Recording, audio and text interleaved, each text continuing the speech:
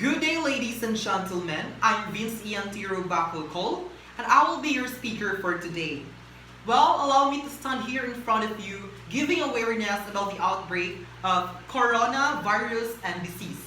To tell you with pure honesty, ladies and gentlemen, every one of you here is highly required to listen attentively since we are still here fighting for the pandemic, right?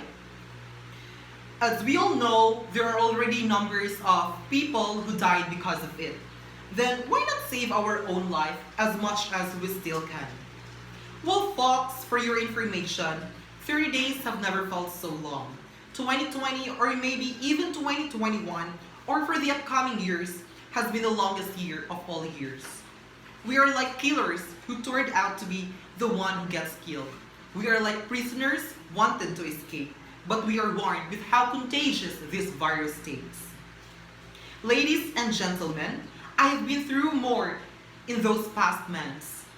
The coronavirus and disease outbreak has had a huge impact on both physical and social well-being of all people, including me. Stress has been governing the lives of so many civilians, in particular students and workers. In addition to causing a lack of motivation in my life, quarantine has also brought a wave of anxiety. Ladies and gentlemen, my life changed the moment the government announced social distancing. My busy daily schedule, running from class to class and meeting to meeting, morphed into identical days, consisting of hour after hour behind a cold computer monitor. Ourselves, relatives, and friends' interaction and touch improve trust, reduce fear, and increase physical well-being. Folks, let us try to imagine the effects of removing the human touch and interaction from midst of society. Humans are profoundly social creatures. We cannot function without interacting and connecting with other people. Even daily acquaintances have an impact on me that is only noticeable once removed.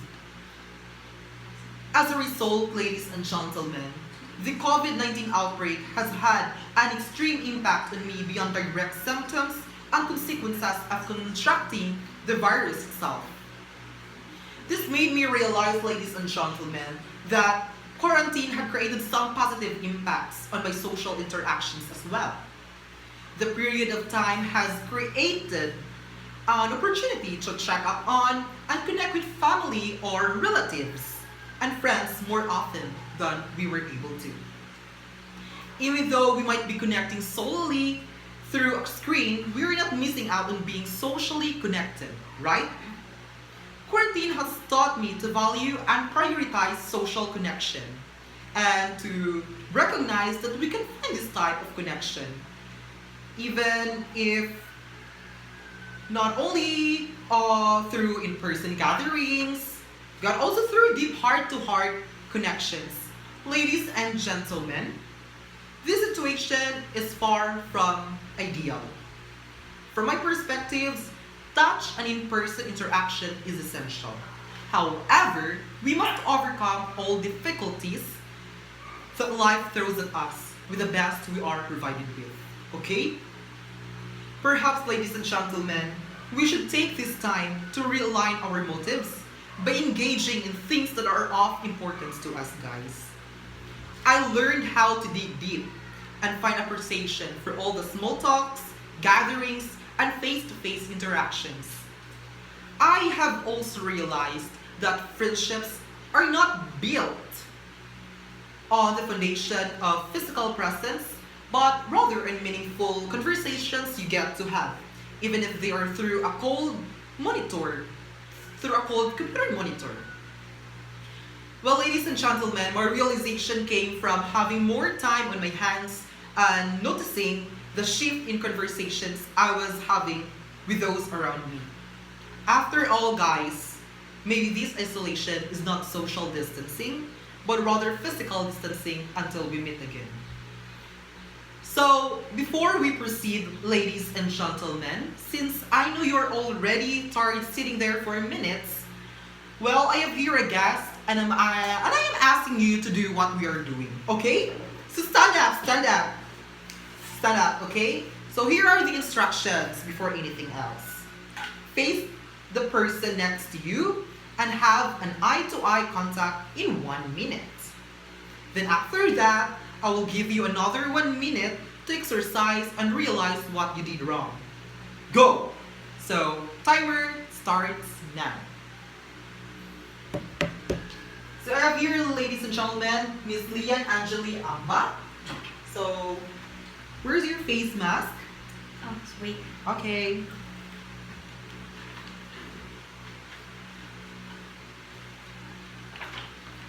So, I will be counting now. 1 minute.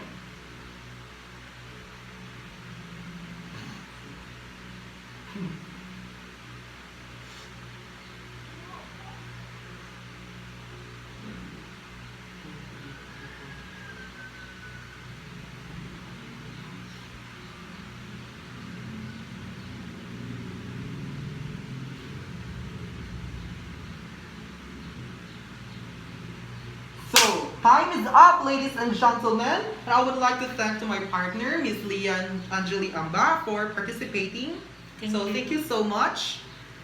Well, I will give you 1 minute again for realization and to relax yourself. Okay, take your time, ladies and gentlemen.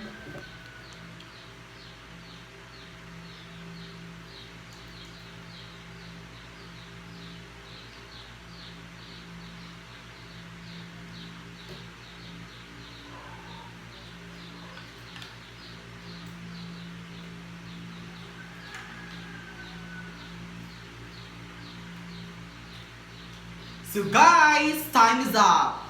So I will be calling one volunteer to answer a question.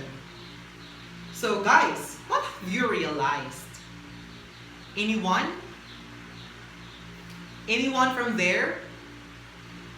Okay, so since no one volunteered, so I will take time for it. So first thing is, I know you're not wearing mask and face shield out there, right? And lastly, you should not have to have eye-to-eye contact with anyone, right? Okay, and I know my partner is also not wearing her face shield, and that's the wrong thing, okay? So ladies and gentlemen, let's take a look. Let's dig deeper. Allow me to say that this physical or social distancing that we are talking about will not last long if we only have followed the protocols from the interagency task force, such as wearing mask and face shield, and not having eye-to-eye contact to anyone. Yes, it sounds so strict, but in these days, being obedient is the only way to survive from living.